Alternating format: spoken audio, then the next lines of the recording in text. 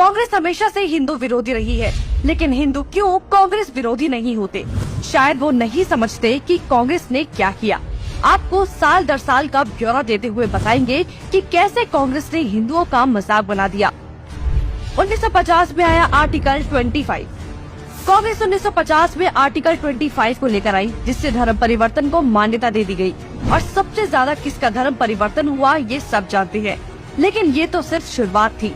नेहरू 1950 में आर्टिकल 28 लेकर आए और हिंदुओं से धार्मिक शिक्षा का हक छीन लिया। लेकिन आर्टिकल 30 के तहत अल्पसंख्यक अपनी धार्मिक शिक्षा दे सकते हैं। धार्मिक शिक्षा के बाद निशाने पर थी धार्मिक संस्थाएं।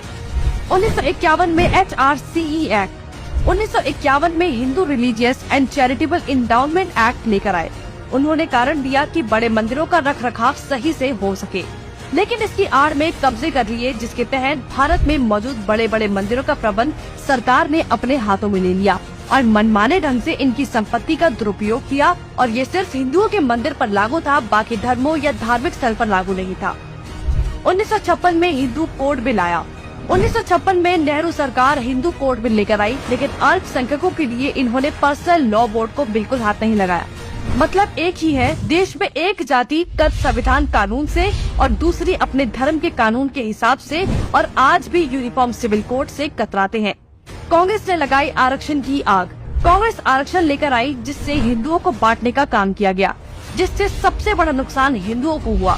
आरक्षण की देश में जरूरत थी, लेकिन मक्कार कांग्रेसी इस योजना को 10 साल लागू करने की बजाय इसे बढ़ाते चले गए और न ही इससे लोगों को सशक्त बना पाए, जबकि लोगों को इसकी लत लगा दी गई। इंदिरा का कार्यकाल। साल 1976 में इमरजेंसी के दौरान ही इंदिरा ने संविधान में सेक्युलर शब्द को जबरदस्ती घुसा दिया, जिसको लेकर संसद में कोई चर्चा तक नहीं हुई।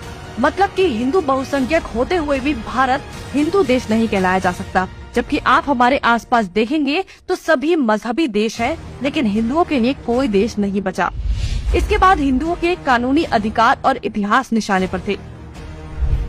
1991 में पूजा स्थल कानून।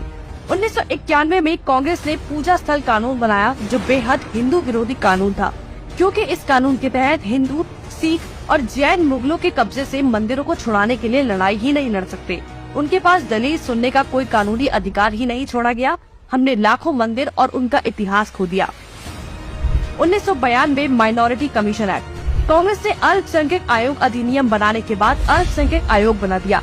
ऐसा करके कांग्रेस ने धर्म विशेष के लोगों को स्पेशल दर्जा तो दिया ही, हिंदुओं को बांट दिया, जिसके तहत सरकार की हर योजना का सबसे ज्यादा फायदा धर्म विशेष के लोगों को ही मिलता है, जिससे कांग्रेस ने सांप को भी मार दिया और लाठी को भी नहीं टूटने दिया। मतलब साफ है, हिंदुओं को भी बांट दिया और धर्म विशेष के लोगों को भी खुश कर दिया। जब देश सेकुलर बना दिया तो मेजॉरिटी और माइनॉरिटी की जरूरत ही क्या थी। 1995 में वक्फ बोर्ड कानून। 1995 में वक्फ बोर्ड कानून बनाकर कांग्रेस ने एक और महापाप किया। वक्फ बोर्ड को असीमित शक्ति दे दी गई। आज स्थिति ये है कि वक्फ बोर्ड किसी भी संपत्ति पर दावा कर दे तो कोर्ट से भी कोई मदद नहीं मिलेगी। रेलवे और रक्षा के बाद संपत्ति के मामले में वक्फ बोर्ड देश में तीसरे स्थान पर पहुंच गया है। अब सिर्फ एक आखिरी बार बचा था, वो बार था राम सेतु एफिडेविट। राम सेतु एफिडेविट बनाया।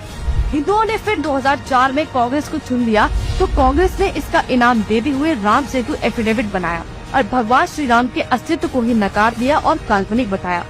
आस्था और धर्म पर वार करने के बाद अब कांग्रेस ने हिंदुओं को ही बदनाम करने का प्लान बना लिया। 2009 में हिंदू आतंकवादी घोषित। 2009 में फिर से हिंदुओं ने कांग्रेस को चुना, तो उसके बदले में कांग्रेस ने हिंदुओं को ही टेरर घोषित कर दिया। कांग्रेस ने बहुत ही चालाकी से एक एक कर हिंदुओं के धर्म, अधिकारों और शिक्षा के अधिकार को छीन लिया, लेकिन हिंदू फिर भी कांग्रेस को नहीं समझ पाया। औरंगजेब ने हिंदुओं को खत्म करने के लिए तलवार का इस्तेमाल किया, तो कांग्रेस ने हिंदुओं को खत्म करने के लिए संविधान का इस्तेमाल किया। फिर भी कांग्रेस ही बोल रही है कि लोकतंत्र खत्म हो रहा है, जबकि लोकतंत्र नहीं, हिंदू और हिंदुत्व खत्म हो रहा है।